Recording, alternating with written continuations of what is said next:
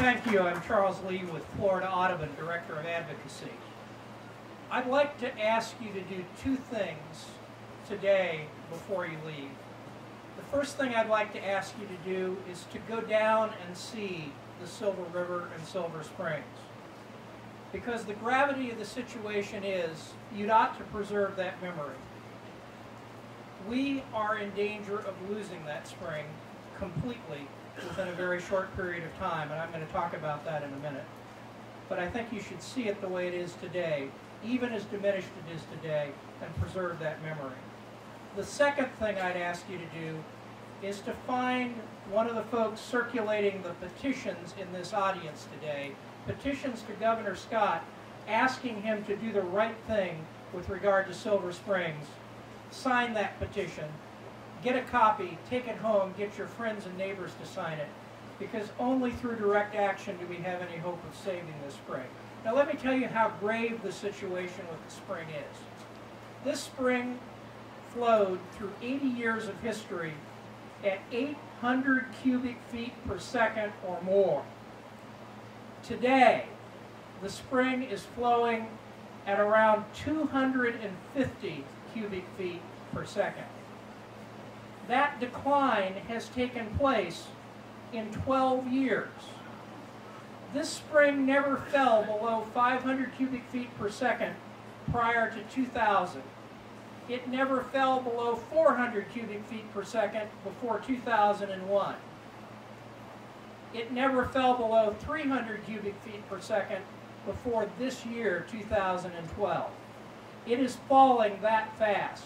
In the last year alone, this spring, through both the dry and the wet season, has lost 161 cubic feet per second of flow in 1 year.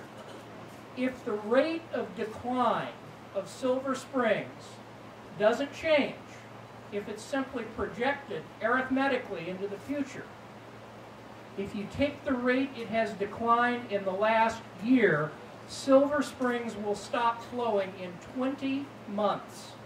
It will cease flowing in 20 months if that rate continues.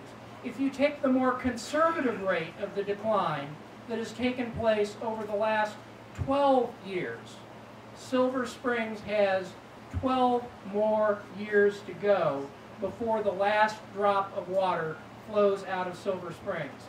And if you don't think that's possible, when you go home, get on the internet and Google Kensington Springs near Bartow. That was a spring almost as big as Silver Springs and locally almost as famous, festooned with people who used it as a recreational resource. It stopped flowing in 1950. The first indication of the drop in its flow was about 1935. That's how fast that spring went away, and that's how fast this spring went away. Now the question is, where is the water going? We all know about the prospective additional loss of 13.2 million gallons from the incredibly wasteful cattle operation Mr. Frank Stronach from Canada is proposing. And we hope and we pray that Governor Scott will tell his water management district managers to deny that permit.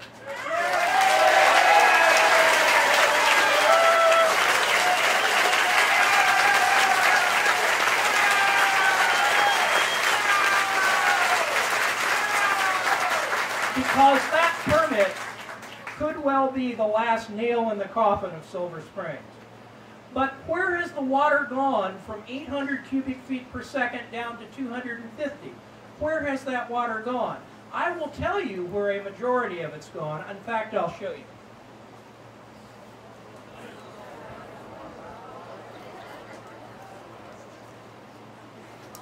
It's gone largely to grow this crop. Okay? If you measure the water flowing through the water meters of every public utility in the state of Florida, this crop takes 50% or more, in some cases up to 60 or 70% of the water flowing through everyone's water meter.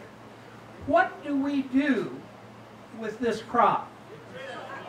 Well, we cut it every 2 weeks, we bag it up, and we take it to the landfill. Now, I ask you, is that a reasonable, beneficial use of water? I think that is not a reasonable, beneficial use of water. The water in this spring has declined in significant part because of that wasteful use.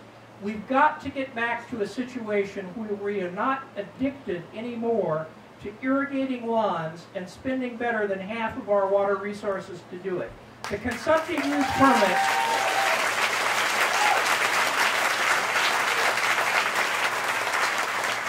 The consumptive use permits that have been issued throughout this region, tens of millions of gallons a day to virtually every utility, need to be rolled back to reflect that this is not a reasonable, beneficial use of water. It doesn't bring jobs to Florida, it doesn't really support good economic growth, and it is killing our springs. We have to conserve, and the best way to conserve is to avoid unnecessary landscape irrigation. Now, the problems of water resources are not limited to Silver Springs. I live on the Wekiva River. There's a line between Tampa and St. Augustine, and everywhere north of that line, the lakes are dry, the rivers are dry, the springs are drying up. The Wekiva River, case in point, it has gone dry 4 times, completely dry, mile-long or more segments of the river, completely dry 4 times in 80 years. Those 4 times are the year 2001, the year 2007, the year 2009, and again this year, the year 2012. Something is wrong with the rainfall calculus. Unfortunately, the water management districts are still out there plugging into their computer models the old adage that Florida gets 60 inches of rain a year. Well, guess what? We're not getting 60 inches of rain a year in north central Florida. The water districts have to recalibrate, and that's going to necessitate rolling back some of those consumptive use permits that are there now and failing to grant additional consumptive use permits in the future. This is a tough call and a tough ask, but the reality is that the future of Florida's economic growth is dependent upon water resources. If we waste them, if we spend them unwisely, we squander the potential for Florida's future economic growth as well as our natural resources. Sign that petition today to Governor Scott. Better yet, go on the internet and send Governor Scott a personal email and demand that he take the right action by these springs.